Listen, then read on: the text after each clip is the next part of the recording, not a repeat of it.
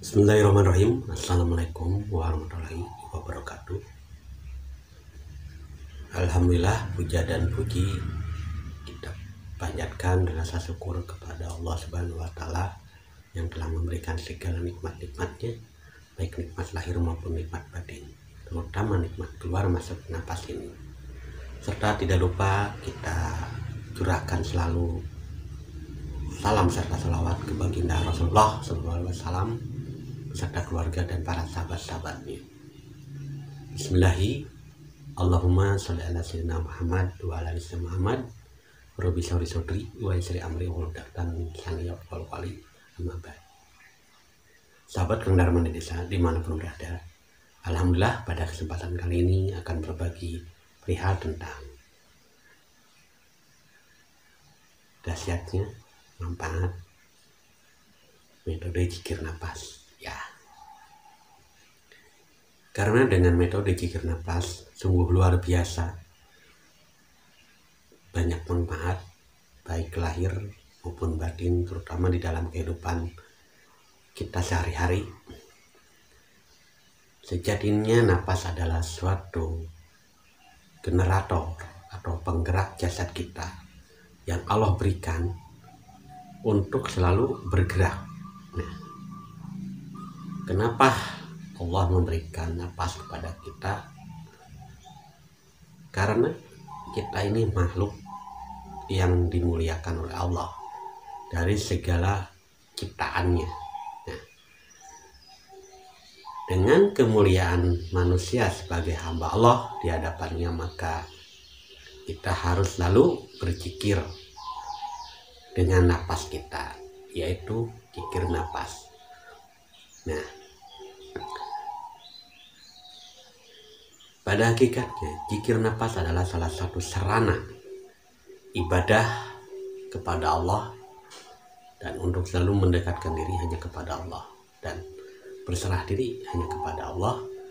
Dan metode zikir napas salah satu ibadah yang rahasia, tidak terlihat oleh sesama kita, tapi cukup Allah yang melihat ibadah kita. Nah, dan manfaat dalam mengamalkan zikir napas, pertama untuk kesehatan baik lahir maupun batin. Kesehatan lahir karena dengan selalu berzikir napas, badan kita akan menjadi rileks, otot-otot pun akan rileks, dan jasad akan selalu segar bugar. Karena orang-orang yang mengamalkan zikir napas seperti para aulia Allah,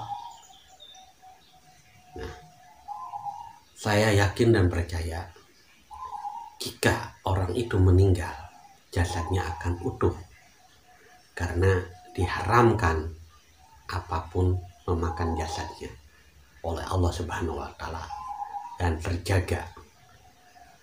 Dan di masa hidupnya pun akan selalu terjaga dari berbagai hal yang tidak diinginkan karena Allah. Nah, disinilah keutamaan dalam mengamalkan zikir napas.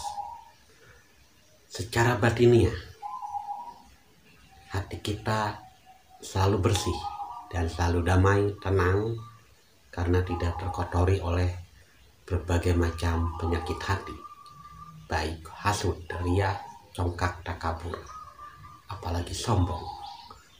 Dan otak kita pun akan jernih karena tidak mengurusi urusan-urusan orang lain, karena paham itu adalah suatu ketercelaan bagi dirinya, bagi para si pengamal zikir napas ini. Sahabat Kang Darman Desa, masih banyak keutamaan dan manfaat dalam mengamalkan zikir napas, terutama yaitu jalan rohani untuk menyaksikan dan bersaksi kepada Allah yang tidak serupa dengan apapun. maka inilah suatu keutamaan yang lebih tinggi, yaitu menyaksikan Allah yang tidak serupa dengan apapun dengan perjalanan zikir napas ini. Karena napas adalah salah satu image cerminan daripada roh. Dan napas inilah yang paling cepat untuk mencapai suatu puncak penyaksian. Nah, sahabat Kang Darman Desa, marilah kita sama-sama belajar mengamalkan zikir napas, terutama untuk mengaktifkan kesadaran kita, kesadaran jiwa yang menyadari, jiwa yang selalu sadar, yaitu menyaksikan Allah di dalam keadaan dan situasi serta kondisi apapun akan selalu tersambung kepada Allah, karena sadar apapun yang terjadi di dunia ini semuanya kan perbuatan Allah, dan jasad kita juga digerakkan oleh Allah, napas pun digerakkan oleh Allah. Maka disinilah keutamaan untuk mengaktifkan kesadaran kita dan lebih sadar kepada sang pemberi napas, yaitu Allah. Maka terkonseplah suatu konsep zikir napas sadar Allah, yaitu untuk menjalankan sunnatullah. Maka dalam Al-Quran pun sudah tersurat,